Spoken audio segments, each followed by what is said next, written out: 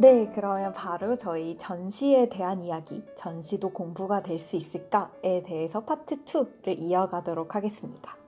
저희 앞선 사연에선 두 가지 상반된 입장을 이야기를 했었는데요. 한쪽에서는 전시를 너무 가고 싶어 하고 전시 때문에 이제 학교 공부를 제대로 못하게 되는 것 같다라는 입장이 있었고, 다른 한쪽에서는 전시에서 과연 얻는 게 무엇일까라는 입장이 있었습니다. 이 두 가지 사연을 통해서 저희는 나름대로 전시라는 것이 어떤 교육적 의미가 있을 수 있을지를 한번 이야기를 해보려고 하는데요. 학교 전시에서 과연 관람을 통해서 추구하고자 했던 교육적 목표에 어떤 것이 있을까요? 그쵸. 저희도 늘 체험학습이나 현장학습 중에 한두 번씩은 꼭 미술관이나 박물관이 있었잖아요.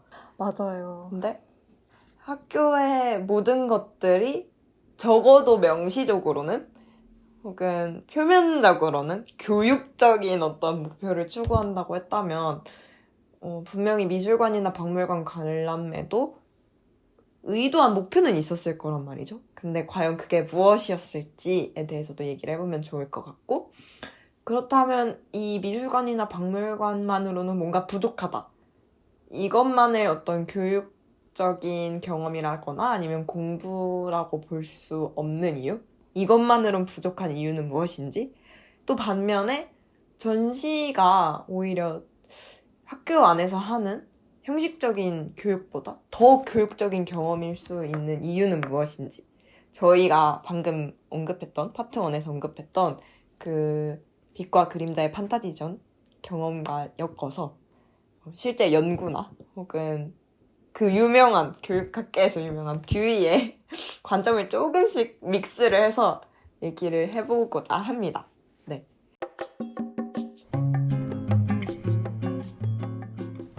저는 사실 그 사연을 들으면서 어느 정도 공감이 되는 부분이 있었던 것 같아요. 특히 두 번째 사연에 대해서는 전시라는 것이 어떻게 보면 되게 굳이 필요한가? 라는 느낌이 들 수도 있다고 생각을 했어요. 저는 개인적으로 전시를 가는 거를 좀 즐기는 편이긴 하지만 어떻게 보면 교과서에도 나와 있는 작품들을 굳이 다시 찾아가서 봐야 되는가? 그리고 역사 교과서에 실려 있는 그런 역사적인 물건들을 굳이 박물관에 가서 또 봐야 된 이유가 무엇일까라고 느낄 수 있을 것 같아요.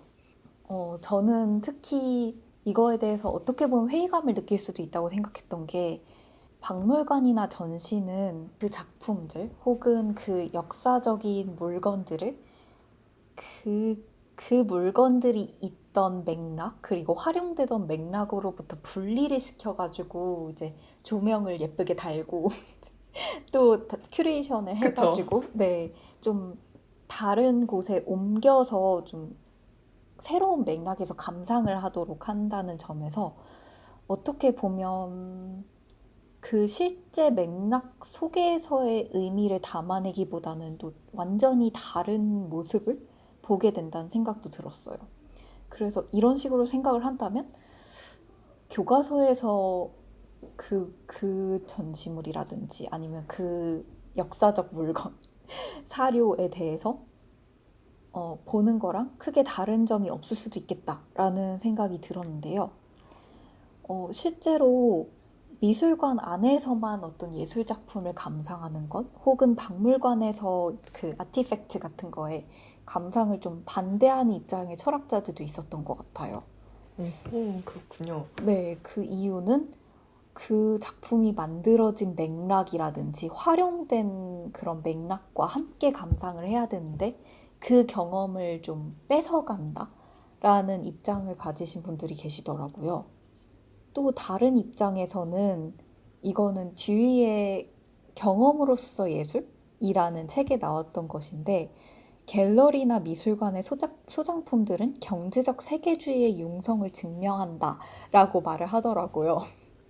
저는 좀 이 구절이 좀 충격적으로 다가왔었는데, 네. 어떻게 보면 이 전시라는 것이 경제적 지위를 보여주면서 동시에 약탈의 역사를 보여주기도 하고 좀 소장품이 향유되었던 맥락과는 동떨어진 맥락 속에서 보여준다는 점을 지적하고 있는 것 같았어요. 특히 이제 되게 유명한 박물관들 중에서는 이제 다른 나라로부터 약탈을 해왔거나 아니면 가져온 그런 물건들을 전시해 놓는 경우가 굉장히 많은데 그렇죠. 그 나라의 맥락으로부터 분리를 시켜서 이제 보존은 잘 해놓고 있지만 사실 그 역사적 물건이 활용되었던 곳, 활용되었던 맥락과는 완전히 떨어져 있는 그런 상황을 만들었다고 생각을 해서 굉장히 신기했다고 생각했습니다. 그쵸. 확실히 그런 박물관들을 딱 갔을 때, 특히, 네, 해외에 있는 박물관도 그렇고요. 그 어떤 수집량의 거대함이 있잖아요. 수집된 작품의 수가 주는 되게 경이로움, 혹은 박물관 크기가 주는 경이로움, 그런 게 있는데, 저희는 홀리게 된다고 해야 될까요?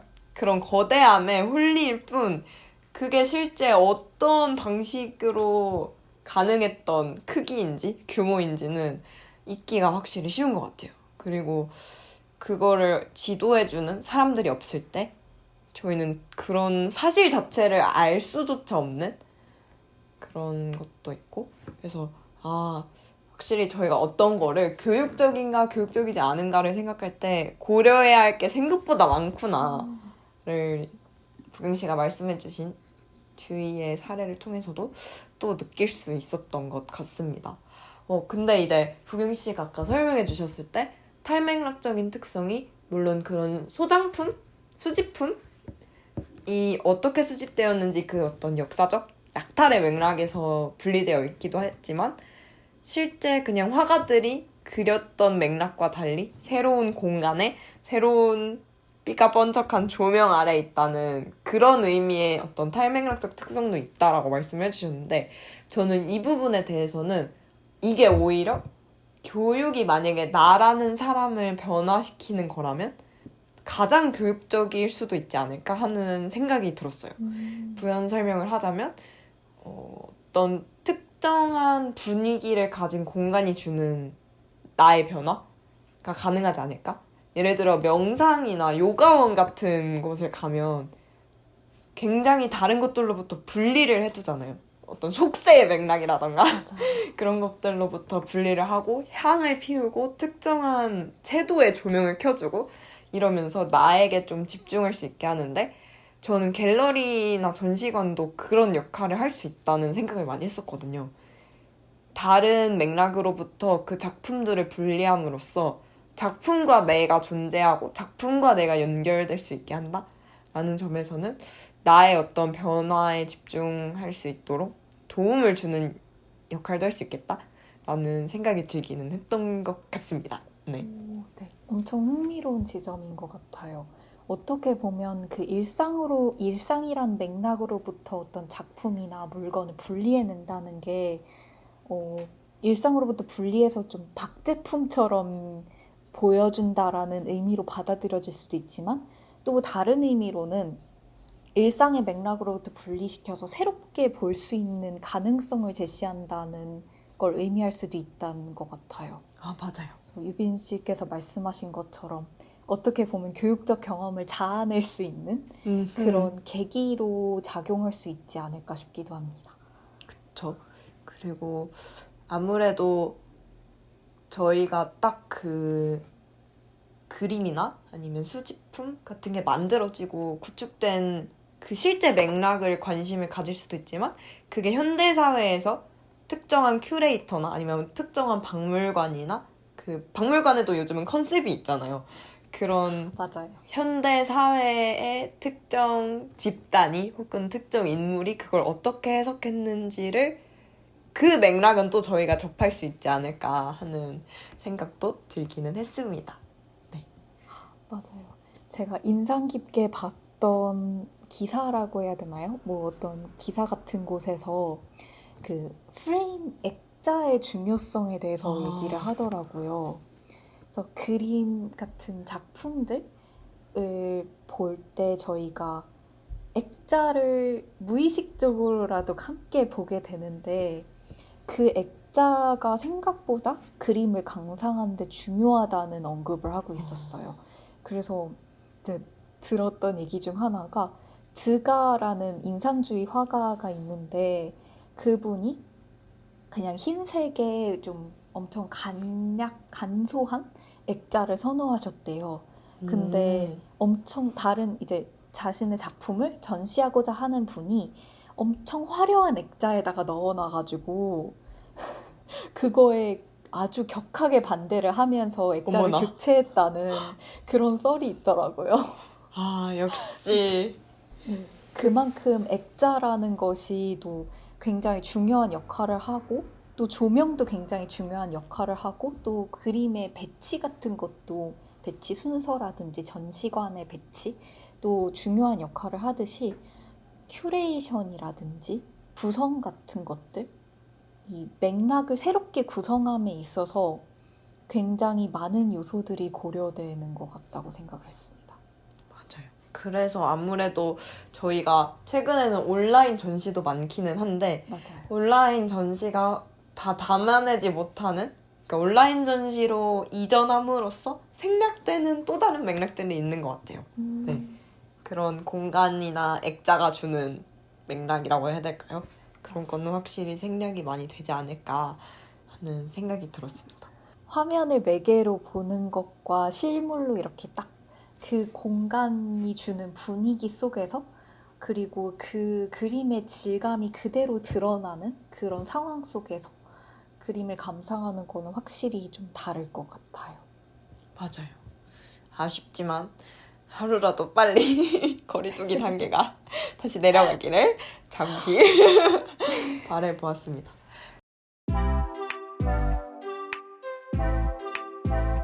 저희가 그러면 탈맥락적인 특성, 미술관이나 박물관만으로는 부족할 수도 있다라는 점에 대해서 얘기를 해봤는데 분명히 첫 번째 사연자분이 도움을 요청하셨던 것처럼 미술관이나 박물관이 주는 혹은 그러한 공간만이 갖는 교육적 의미도 있을 것 같은데요.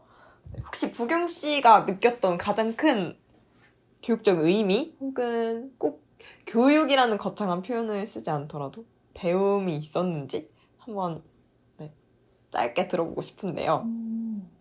저는 사실 그 유빈 씨가 조금 전에 말씀하신 것처럼 좀 새로운 맥락에서 그 작품이나 아니면 역사적 사료를 본다는 점에서 배움을 많이 얻었던 것 같아요.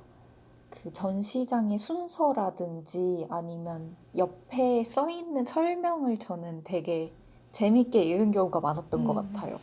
작품이라든지 아니면 역사적인 사료 옆에 이제 큐레이터 분들께서 설명을 적어주시거나 아니면 그 오디오 가이드를 주시는 경우도 있었는데 그런 설명을 들을 때마다 약간 작품에 대한 이해가 이렇게 좀 겹겹이 쌓이는 느낌이 들어서 굉장히 흥미로웠던 것 같아요. 그래서 딱 눈앞에서 보기도 보고 그 실물을 직접 보면서 교과서의 사진으로만은 드러나지 않았던 측면들을 조금씩 발견해내기도 하는 것 같았고 또 그 설명들을 조금씩 들으면서 이 이해가 좀 새롭게 되었다는 느낌이 들어서 그것으로부터 배움을 얻은 지점이 많았던 것 같습니다. 혹시 유빈 씨는 어떠셨나요? 저도 비슷한 느낌을 많이 받았고요. 저는 여기서 석사학위 논문 하나를 조금 인용을 해서 이 박물관과 미술관의 교육적 의미를 좀 더 강력하게 옹호를 해보자 한다면 아까 첫 번째 사연자분을 도와드리려고 한다면 일단 저희가 교육이나 학습을 되게 형식, 비형식 이런 식으로 구분할 때가 있잖아요. 혹은 무형식. 그렇다면 학교에서는 사실 엄청 형식적이잖아요. 모든 것들이 구조화되기를 요청을 하고 교육 과정이 정해져 있고 교사가 가르쳐야 할 것이 정해져 있고 학습해야 하는 속도도 정해져 있고 그리고 달성해야 하는 목표치도 정해져 있다면 미술관이랑 박물관은 아무래도 그게 가장 크게 해체되면서도 아무렇게나 순간의 유흥만을 추구하지 않을 수 있는 그런 공간이 아닐까 하는 생각이 들었어요. 왜냐면 한 사람의 생애가 녹아있다고 할 정도로 배울 수 있는 스펙트럼이 넓고 한 사람의 어떤 일관된 철학이 녹아있는 곳이고 많은 사람들이 어느 정도 인정을 했기 때문에 특정한 미술관이나 전시관에 걸리잖아요, 작품들이. 근데 그러면서도 석사학위 논문이 관람객 연구를 통한 전시의 학습 효과 평가 사례 연구인데 이분이 쓰신 논문 중에 앞부분에서 이 박물관이나 미술관에서는 이제 스스로가 학습의 방향이나 도구나 속도, 수준, 그리고 동반자까지도 이제 학습에 관련된 모든 과정을 스스로 통제할 수 있다라는 이제 단락을 하나 남겨주셨는데 저는 이 부분이 굉장히 저희의 어떤 삶 전반에 있어서 교육이나 학습에 대해서 저희가 진지하게 고찰해봐야 할 지점이 아닌가 하는 생각이 들었어요. 왜냐면 막 어렸을 때부터 자기주도 학습이란 말 되게 많이 들었잖아요. 저희 때부터 이제 특목고에서도 다들 그런 자기주도 학습 전형이라고 해서 뽑고 그랬는데 맞아요. 저는 그 말이 항상 의심스럽긴 했거든요. 대체 어떤 게 자기주도 학습인가? 어느 범위까지가 사실- 자기 주도인가? 네. 맞아요. 뭐를 자기주도 해야 되는가에 대해서 의문이 들었는데 그런 훈련을 사실 저희가 잘 못하고 자라온 것 같기는 해요. 대다수의 학생들이 예를 들어 뭐 특정한 점수를 얻기 위해서 특정한 교과를 내용을 얼마나 공부해야 하지에 대해서는 저희가 사실 훈련이 조금 돼 있을 수도 있는데 어떤 삶의 철학을 어떻게 습득해야 하지? 이 사람의 인생을 어떻게 해석해야 되고 한 사람의 경험으로부터 우리가 뭘 얻을 수 있지? 이런 거에 있어서는 학습 방향, 속도, 수준 이런 거를 사실 겪을 일이 많지 않은 것 같다는 생각을 해서 미술관이나 전시장에서 저희가 그런 걸 훈련을 많이 할 수 있지 않을까. 그런 비형식 혹은 무형식적인 경험을 통해서 저희가 더 저희 스스로의 학습, 삶 전반에 있어서의 학습에 대해서 통제를 잘 할 수 있게 되지 않을까? 지혜롭게? 그런 생각을 들어서 첫 번째 사연자분을 옹호하고 싶었습니다. 충분히 더 많이 가도 되지 않을까? 네. 맞아요. 지금까지 중고등학교 때까지는 어떻게 보면 굉장히 빠르게 설정되어 있는 데드라인들에 맞추기가 급급해서 정말로 무언가를 음미하고 고민하고 자신만의 생각을 정립하기에 어떻게 보면 되게 부족한 시간들이 많았는데 그 스스로의 속도를 정할 수 있고 저희도 사실 그 전시회 같이 가서 각자 좀 다른 속도로 작품을 보기도 하고 한 작품 앞에서 이제 엄청 오랫동안 서 있기도 했었잖아요. 그쵸. 네, 그런 것처럼 이제 스스로 좀 속도를 조절해 가면서 어떤 작품을 감상하고 생각을 나름대로 해볼 수 있다는 점에서 정말 자신만의 경험을 쌓아가는 배움이 될 수 있지 않나 싶어요. 맞죠. 자신만의 배움. 다시 그 듀이의 경험으로서의 예술을 잠깐 이제 들춰보자면 이제 책 제목이 경험으로서의 예술인 만큼 듀이는 그 예술적 경험이라는 거를 규정하려고 노력을 많이 했던 것 같아요. 저도 이 텍스트를 아주 완벽하게 이해한 것은 아니지만 듀이가 또 경험으로서의 교육도 이야기를 한 만큼 어떤 예술 작품을 통해서 얻게 된 경험을 굉장히 중시했고 또 교육을 통해서 얻게 된 경험도 굉장히 중시한 것 같았어요. 그래서 예술적 경험 자체가 어떻게 보면 일종의 배움이 될 수 있지 않을까라는 생각을 좀 해보게 된 것 같습니다. 맞아요. 주희가 괜히 그런 말을 남기진 않았을 거라고 생각을 해요. 네. 물론 이제 제 해석이 좀 완전히 빗나갔을 수도 있는데 저희가 또 이제 미술관이나 전시장에서 또 존중하는 게 자유로운 해석이잖아요. 네. 자유로운 논의, 자유로운 해석. 네. 그리고 또 조금 더 첨언을 하자면 확실히 아까 말했던 공간이 그런 전시장이나 미술관이라는 공간이 주는 특수성 때문에 저희의 어떤 과거나 현재, 미래를 더 한 번에 통합해서 돌이켜볼 수 있는, 고민해볼 수 있는 그런 배움의 공간도 되는 것 같아요. 사실 저희가 어떤 사람들은 정말 학습이 뭔가라고 했을 때 단순히 명시적인 지식이 뇌 안에 박히는 거라기보다는 그런 많은 것들을 통해서 내가 좀 더 연속적이고 일관된 한 사람이 되는 거를 교육이고 학습이다라고 말하는 사람들도 있잖아요. 그런 면에 있어서는 전시관, 미술관, 박물관이 그런 걸 가능케 하는 가장 좋은 공간일 수도 있겠다라는 생각이 들었던 것 같아요. 네. 좀 새로운 경험을 할 수 있는 그 촉발하는 무언가가 그 전시의 공간이라든지 구성이 될 수도 있겠다는 생각이 드네요. 그쵸. 그리고 또 저희가 사실 더불어 살아가는 게 요즘 점점 더 많이 대두되는 주제잖아요. 주제이자 어떤 목표? 글로벌한 목표기도 하고. 근데 그런 상황에서 사실 저는 이해나 공감이라는 게 저희가 피상적으로는 되게 쉽게 얘기를 하지만 사실 정말로 그 사람을 한 동등한 인격으로서 대우하는 게 어렵다는 것을 점점 더 많이 느끼고 있거든요. 근데 그런 거를 가능케 하는 것도 어떻게 보면 한 사람이 자기의 어떤 삶을 담아놓은 미술관이 아닐까?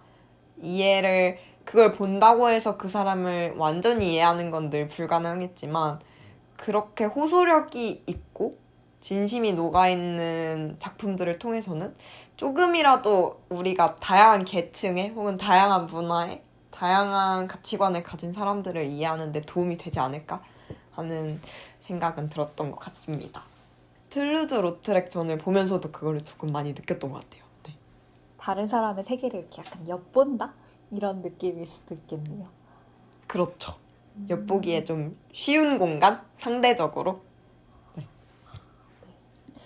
물론 듀이의 경우에는 이렇게 일상과 맥락을 완전히 떨어뜨려가지고 예술을 생각하는 것에 대해서 좀 반대한 것 같긴 하지만 또 어떻게 보면 일상과는 조금 다른 경험을 이제 예술이 선사를 해주면서 또 새로운 그만의 가치 있는 경험을 만든다는 점에서 의미가 있을 수도 있겠다는 생각이 드네요.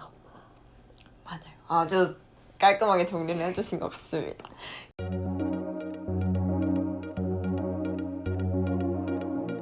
그러면 저희 오늘의 토크는 슬슬 마무리를 해볼까요? 네, 좋습니다. 유민 씨 혹시 오늘의 토크 어떠셨나요? 저희가 이렇게 파트를 나누고 이제 녹음을 한 거는 또 처음이어가지고 첫 시도여서 조금 더 긴장이 되는 회차가 아니었나. 저희의 텐션을 다음번에는 조금 더 높여서 돌아오는 걸로.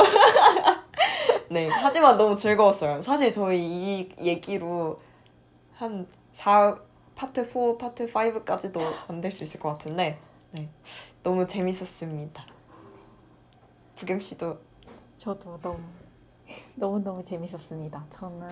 저도 마찬가지로 사실 저희 같이 갔던 전시에 대한 얘기로도 1시간 넘는 분량을 채울 수 있다는 생각이 드는데 정말 이거를 또 교육이랑 연결을 지어서 생각해 보니까 또 고민해 보는 지점들이 추가적으로 생기는 것 같기도 했어요.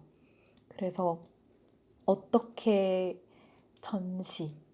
전시가 교육이 될 수 있을지, 공부가 될 수 있을지 좀 새롭게 살펴볼 수 있는 시간이 되어서 좋았던 것 같습니다. 네, 저희 그러면 다음 회차에는 통학 시간에 무엇을 배울 수 있나요? 에 대한 사연을 저희가 받게 되어서 이거에 대해서 아마 게스트분을 모시고 이야기를 해볼 것 같습니다. 네, 그러면 혹시 여러분이 하고 계신 것이 배움인지 아닌지 공부인지 아닌지 궁금하실 때는 언제든지 사연을 남겨주시면 감사하겠습니다. 그럼 오늘 토크는 여기서 마치겠습니다.